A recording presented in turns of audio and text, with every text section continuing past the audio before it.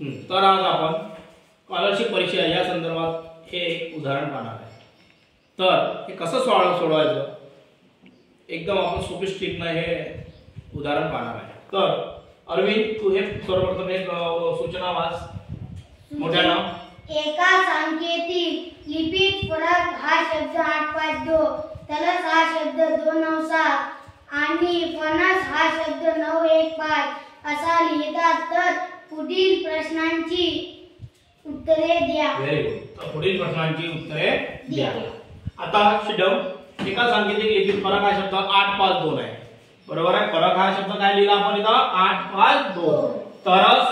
तरस हा शब्द 297 आणि फणस हा शब्द 915 है ना, म्हणजे फरकला 852, तरसला 297 आणि फणसला 915 असं लिहितात। तर पहिलं उदाहरण पाहणार आहे यावर आधारित कसर हा शब्द सांकेतिक भाषेत कसा लिहा पा। कसर हा शब्द सांकेतिक भाषेत कसा लिहा। आता आपल्याला इथं पहिले आपण इथे येऊ। इथं मला सांगा फरक, तरस आणि फणस, बरोबर आहे। तर फरक आणि तरस मध्ये सारखा अक्षर कोणता आहे रे? सारखा अक्षर कोणता आहे मोठ्यानं सांगा? र चा अक्षर सारखा आहे।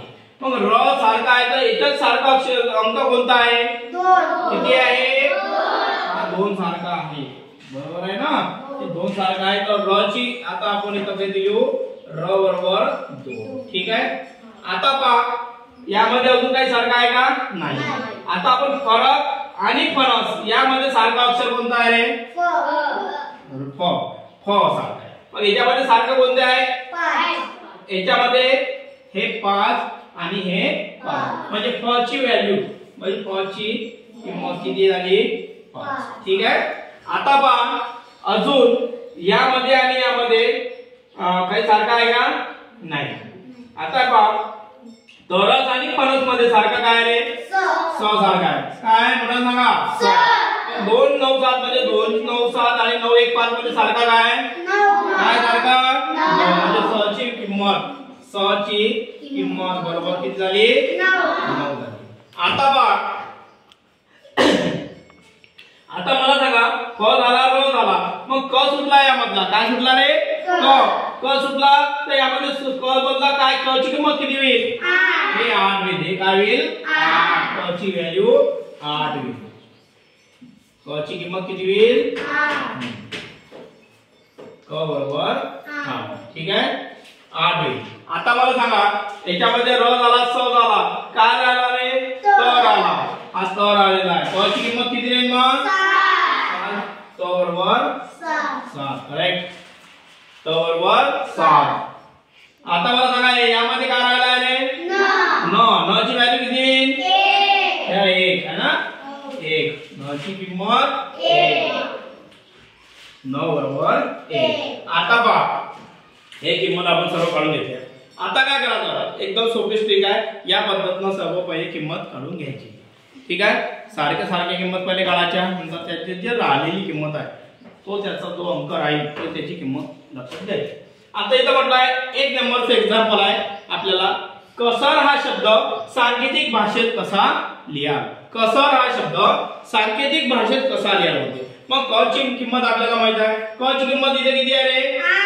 8।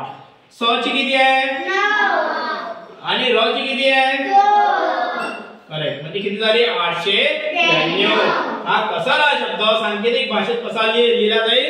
8 9 2 म्हणजे 892 असा लिहिला जाईल। झालं। आता पहा 99189 म्हणजे 918 918 हा अक्षर समूह, अंक समूह, हा अंक समूह 918 हा अंक समूह कोणता अक्षर समूह दर्शवतो? अक्षर दर्शवतो, कोणता अक्षर समूह दर्शवतो म्हणजे। मग 9 चा अक्षर कोणता आहे रे? 9 चा स कोणता आहे? स। 1 चा कोणता आहे रे? न। हा न। आणि क 8 चा किती आहे रे? क। 8 चा किती आहे? सनक। काय? सनक। काय दाखवतो? सनक। समजलं का? 9 चा काय घेतला? 1 स घेतला, एक चा काय घेतला न घेतला आणि 8 चा काय घेतला 8 चा किती घेतला क घेतला. म्हणजे हा अंक समूह काय कोणता अक्षर समूह दर्शवतोय कोणता अक्षर समूह दर्शवते कोणता दर्शवते कोणता दर्शवते सन. आता आपल्याला 3 नंबरचं क प्लस र इंटू फ बरोबर किती पहा. क ची किंमत किती आहे 8 अधिक र ची किती आहे 2 इंटू फ ची किती आहे 5. आता बरोबर 5. आता इथं आपल्याला पहिले काय करावं लागेल गुणाकार. करेक्ट गुणाकार. मग 5 2 मग सांगा 5 2 10 8 अधिक 10 बरोबर. सांगा किती होते 18. अशा प्रकारे आपल्याला हे सूचनावरचे गणित जर आपल्याला परीक्षेमध्ये विचारले गेले स्कॉलरशिपच्या तर आपल्याला अशा प्रकारे हे सॉल्व करावे लागेल. समजलं का तुम्हाला सर्वांना. पहिले काय करायचं प्रत्येक अक्षराची किंमत काढायची. ठीक आहे. मग त्यानुसार हे गणित आपल्याला सॉल्व करणं अगदी सोपं जाते. ठीक आहे.